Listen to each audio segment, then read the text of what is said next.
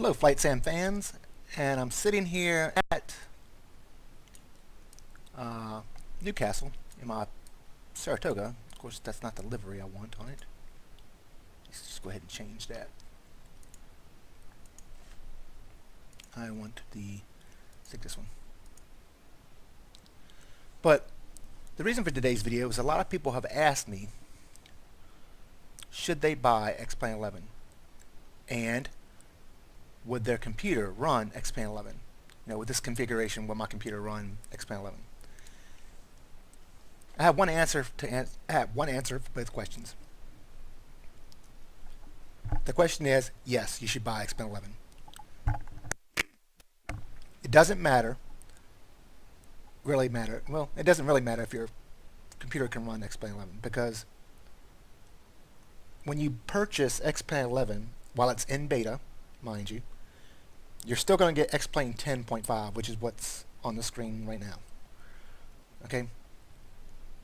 So you can continue to fly X-Plane 10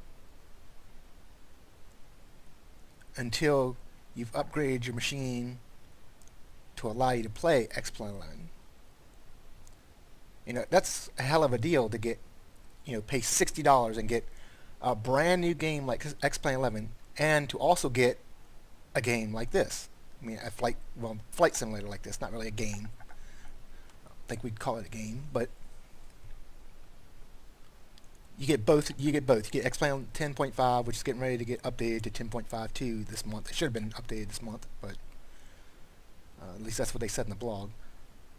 But you also get X-Plane 11, X-Plane 10.5. Now, most of the aircraft on X-Plane 10 will work on X-Plane 11. Some of my planes don't. This plane will work on X-Plane 11. My other planes won't work on X-Plane 11. They have various issues like generators not coming on, or landing gear doors not closing and stuff like that. But X-Plane 10.5 is still a very, very, very good flight sim. And this is coming from somebody like me who purchased X-Plane 11 coming straight from FSX and Prepare 3D, and then finding out that X-Plane 11 is okay, but X-Plane 10 tends to run better on my computer. So it's not that my computer can't run X-Plane 11, well, my computer can, but I actually like playing X-Plane 10 better, more, for some reason. So I guess it's the number of plugins that'll work for it, and we'll go over a few of those plugins here in a second. But like I said, it's buy X-Plane 11 now while it's in beta, even if your computer really can't run it. And first download the X-Plane 10.5 beta and make sure your computer can run X-Plane 10.5.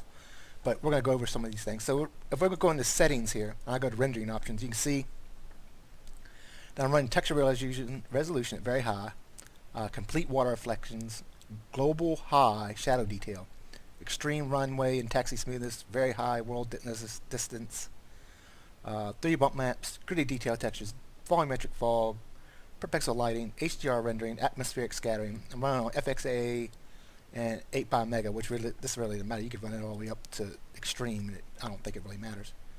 I have it locked to 60 frames a second, which is what the refresh rate of my monitor is. So, and it's probably running about 22 frames a second right now, which really doesn't matter on a flight sim, because it's not like a first-person shooter.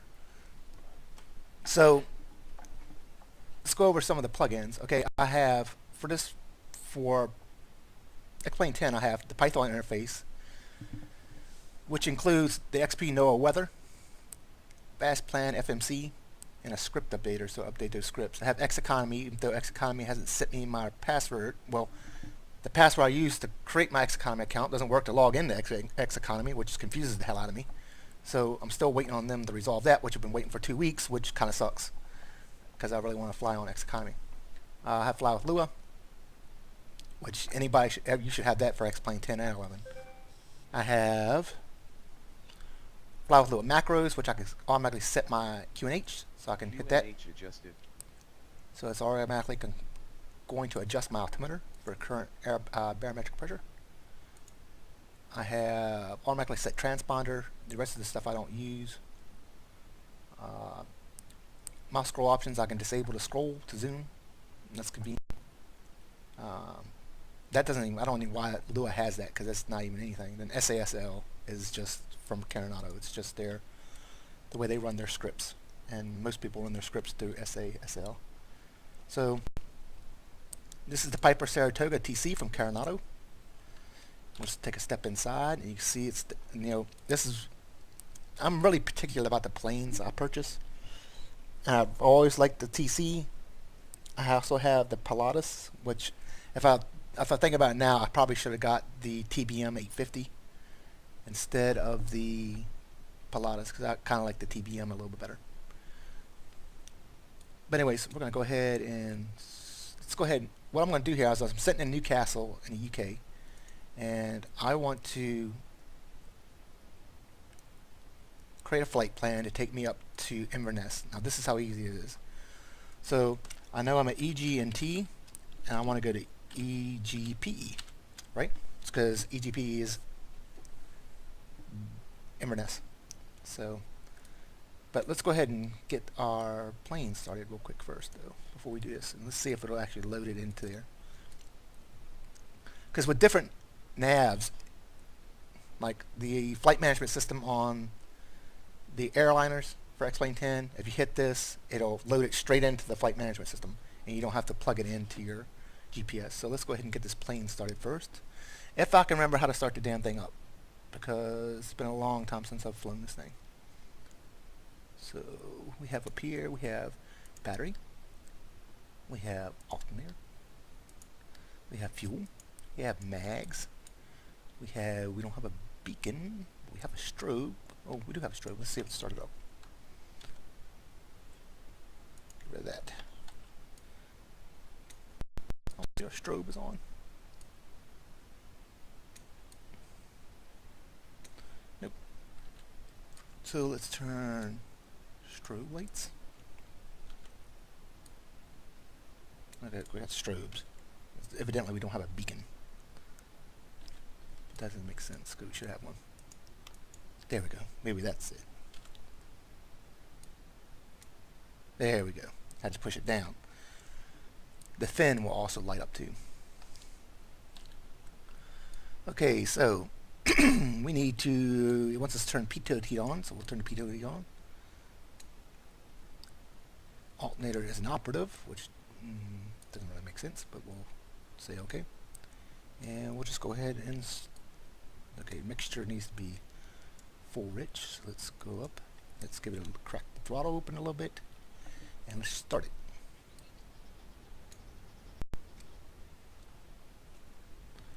And there she goes. So now radio master, and we have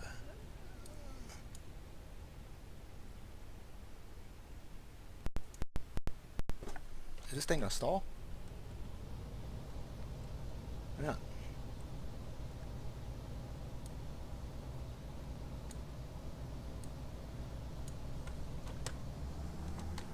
Okay, there we go. So now it's island, okay? Okay, so now let's go back to our fast plan. I wonder if this has preloaded views. No. Let's go back to our fast plan FMC. New plan. If they didn't want to do it, new plan. To X-Plane FMC. Now let's see if it loads it. It's probably not going to do it, but oh, it already has something loaded in there. Okay, let's clear this flight plan.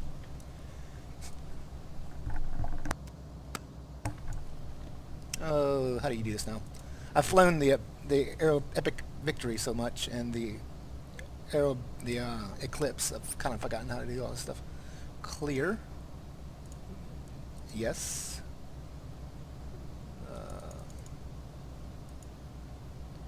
So this got anything else? Clear. Yes. Clear. Yes. Clear. Yes. Yes. Okay. Now, go ahead and get rid of this, and we'll do it again. Sorry about that. Like I said, I haven't flown this plane in forever.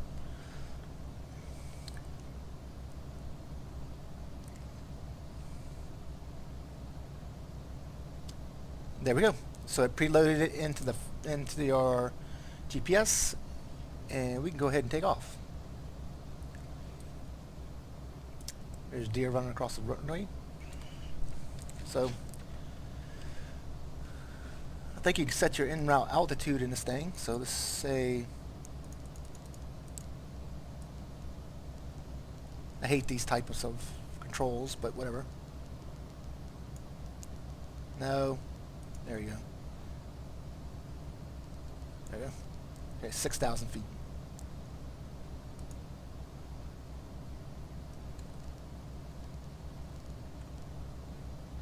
We'll climb about 1,000 feet a minute. Okay, so that's that. Let's turn this on. Set altitude. Set to 1200.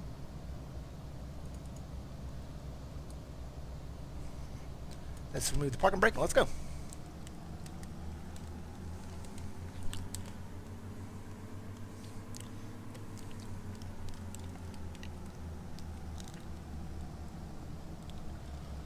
So, like I said, so I've got this thing started up now. I've shown, well, let me show you the NOAA plugin, because I don't think any of the Python interfaces work on X-Plane 11. So let's just go to plugin. So this is the X-Plane NOAA weather, which is where all the weather is getting pulled from.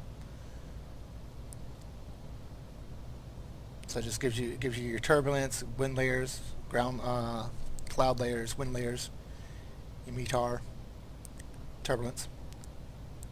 So another thing you really don't get with X-Plane 11. On here I also have everything that I have on X-Plane 11 is on here too. The HD clouds, the real sky colors, the runway is the enhanced runway pack, which is also free. Just going to make sure that the plane's coming. The enhanced runway pack is a free add-on available on X-Plane. If you'd like to have it, I'll post it in the description. And we'll just mosey on across the runway right here. It's been a while since I've flown this, even used this plane, so there's a helicopter getting ready to take off over there. I have 3 more planes by Coronado. I have this plane. Well, I have 2 more planes by Coronado. I have this plane. I have the PC-12 Pilatus PC-12, and the Beechcraft A36 Bonanza with the E1000 PFD. I'm going to take off here, and then we'll end the video. I just wanted to let y'all know to go ahead and, even if you are on the fence about buying X-Plane 11, go ahead and buy it, because it's highly worth it. And even if your computer can't really fully run it right now, you can still play X-Plane 11. I mean X-Plane 10.5, which is an equally amazing simulator, at least in my opinion, coming from FSX and Prepare 3D. So we'll take off here, and then I'll leave you to your whims.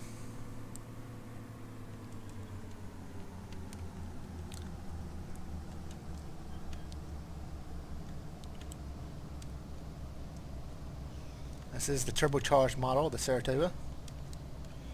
I'll line up.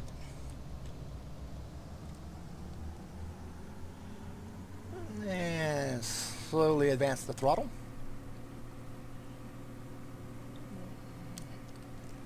And it doesn't want to go anywhere. I have this problem with almost every Coronado plane now, is that the plane does not want to take off. Okay, here we go.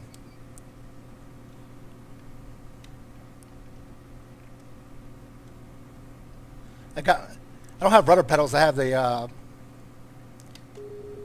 gear up. Flaps up. I don't have rudder pedals. I have the twist, the HOTAS X, which twists. And I had the damn controller twisted all the way to the right to keep it going straight. So it's kind of weird.